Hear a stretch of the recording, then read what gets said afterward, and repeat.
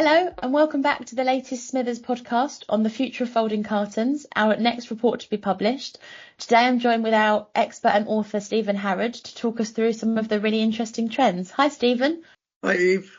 So why is this interesting and important? What are we looking forward to in the next iteration of the report? Well, I mean, briefly, the folding carton market's been a bit up and down like a yo-yo in recent years. It was fairly flat between 22 and 23 and then grew by about 4% in 24.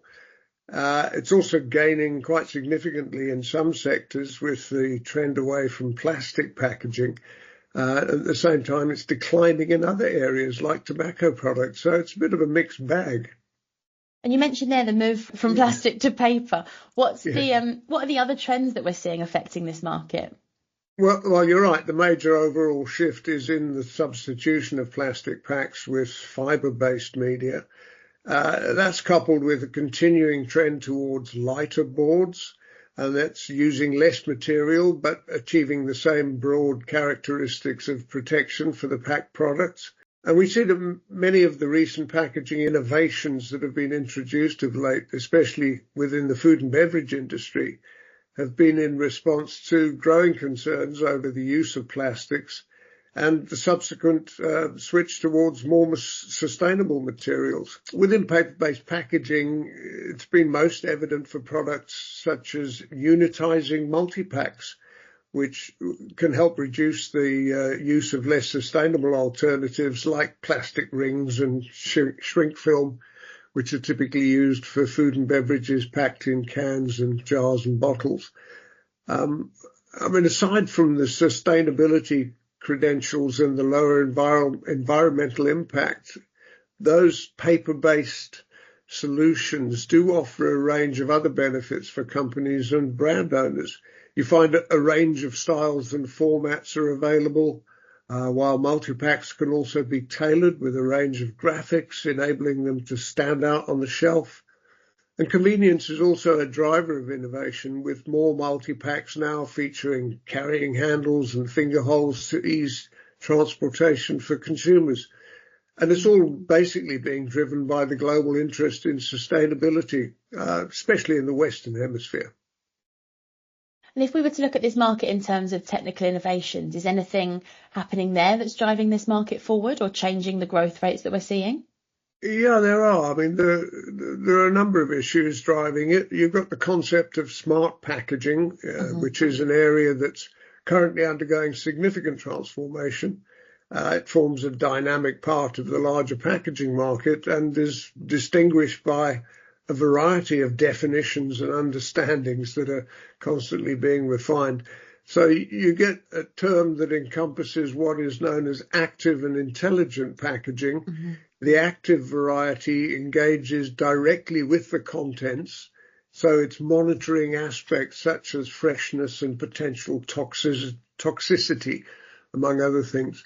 And then on the intelligent packaging side, that focuses primarily on communicating with the external environment.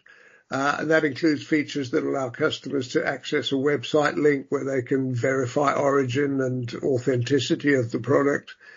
And then there's also the emergence of DPP, digital product passports, which are set to be implemented in the EU in 2027. And as a result of that, you'll find numerous products will be mandated to display electronic information regarding the origin and provenance of the materials. It's a little bit under discussion still as to the extent to which the DPP initiative will actually encourage a circular economy.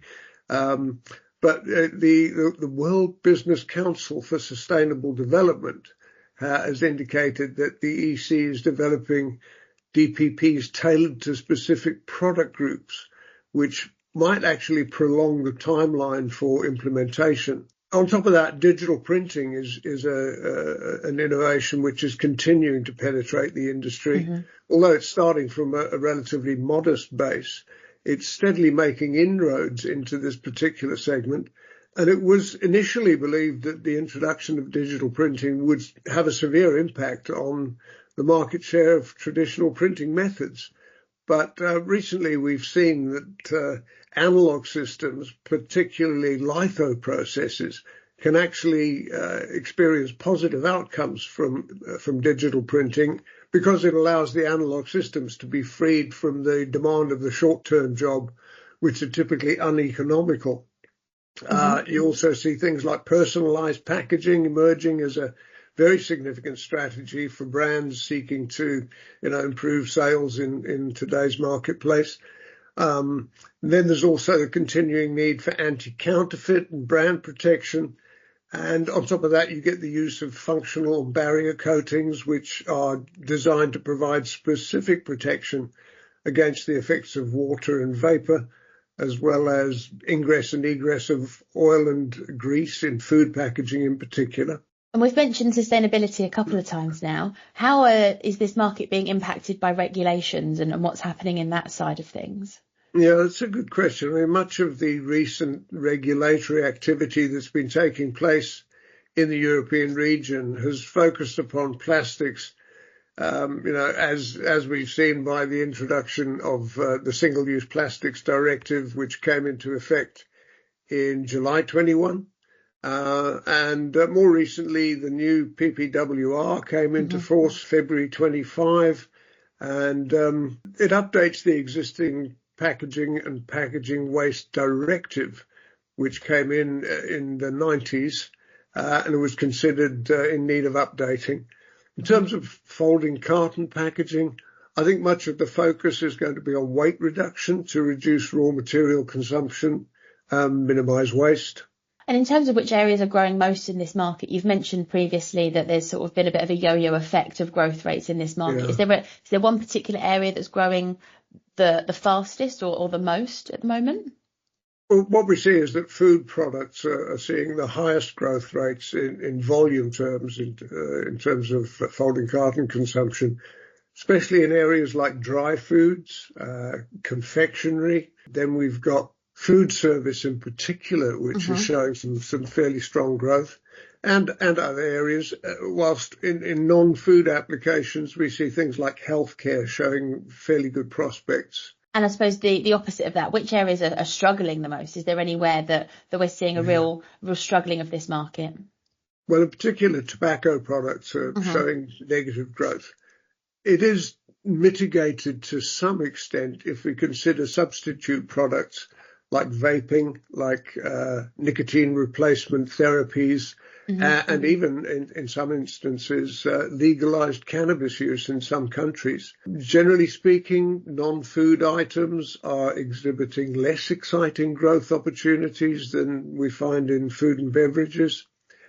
But nevertheless, the overall prediction is for continued growth in volume demand, around 3 to 3.5% annually over the short to medium term, looking ahead to 2030.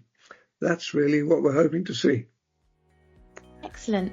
That's great. Thanks ever so much for that, Stephen. Just to remind everybody, the latest Folding Cartons report is available to purchase now and will be published in June. Excellent. Thanks again, Stephen. Righty-ho.